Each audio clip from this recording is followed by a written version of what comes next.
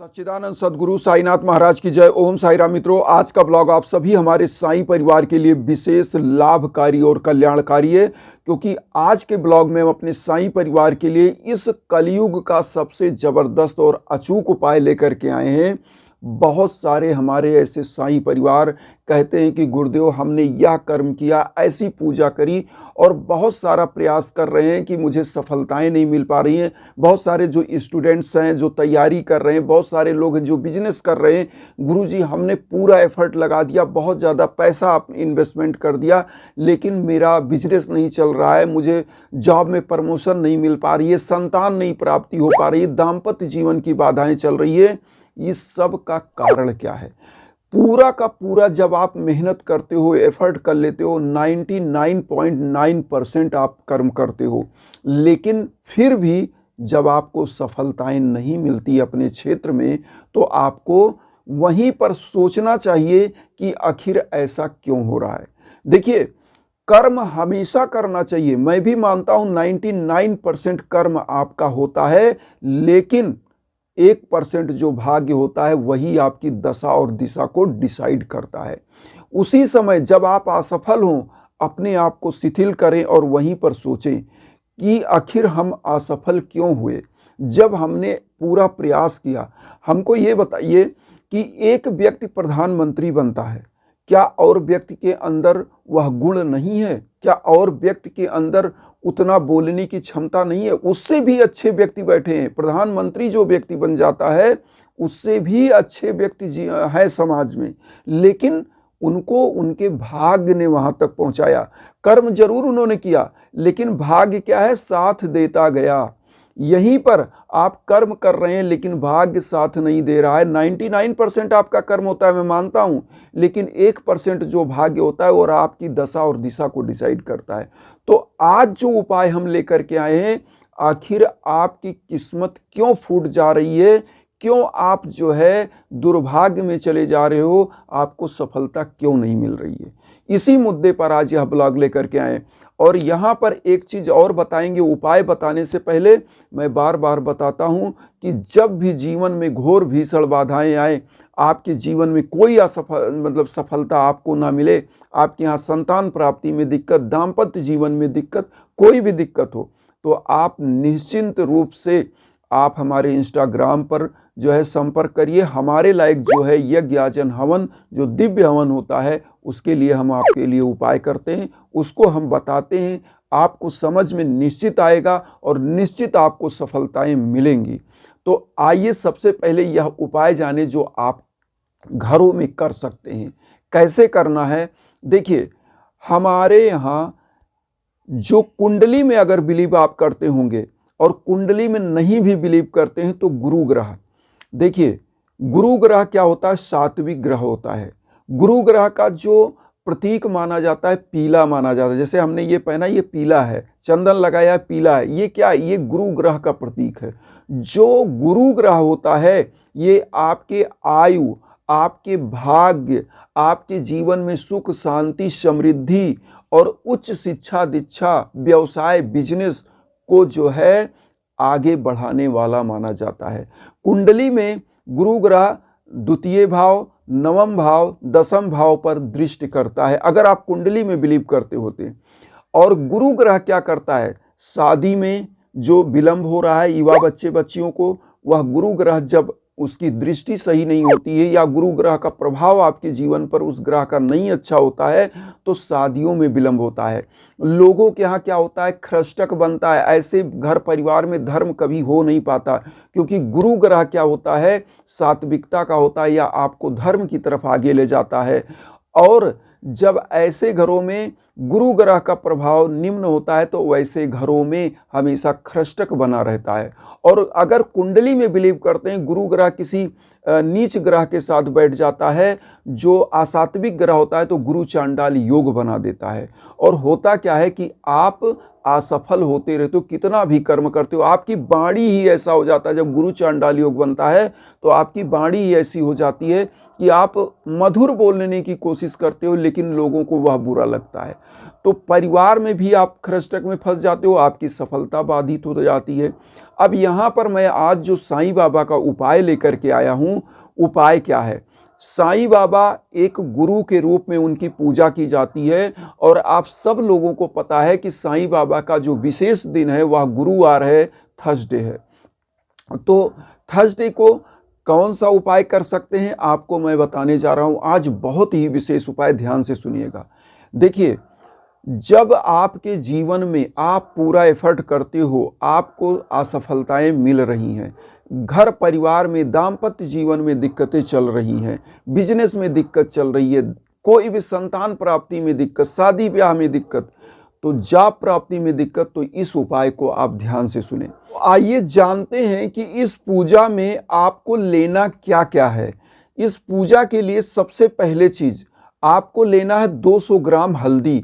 200 ग्राम आप हल्दी ले लीजिएगा और उसके बाद आपको लेना है एक नारियल और उसके बाद आपको 11 रुपए एक पीला कपड़ा ले लेना है और उसके बाद आपको एक तिल का तेल का दीपक या घी का दीपक ले लेना है। इतना चीज ले लीजिए। और यहाँ पर अगर आप खुद के लिए उपाय कर रहे हैं तो खुद तो छुएंगे ही, अगर अपने पति के लिए माताएं बहनें उपाय कर रही हैं, उनका भाग्य अगर साथ नहीं दे रहा है उनके लिए, या बेटे के लिए, तो उनसे क्या करें, नारियल को छुआ लें, हल्दी को छुआ करके और 11 रुपए उनके हाथों से ले लें। लेने के बाद आपको पूजा कक्ष में बैठना है और खुद के लिए कर रहे हैं तो आप कर ही रहे हैं। तो यहाँ पर करना क्या है, एक मंत्र का आपको जाप करना है, ओम गम गणपतये नमः।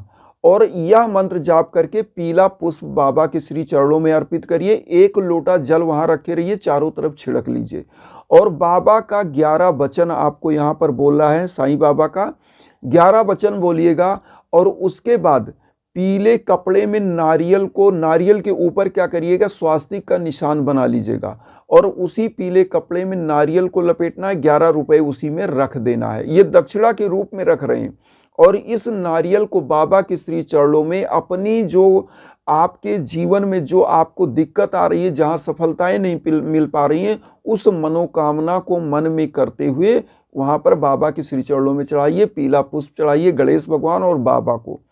चढ़ाने के बाद आप दीप प्रज्वलित कर लीजिएगा, धूप बत्ती प्रज्वलित कर लीजिएगा।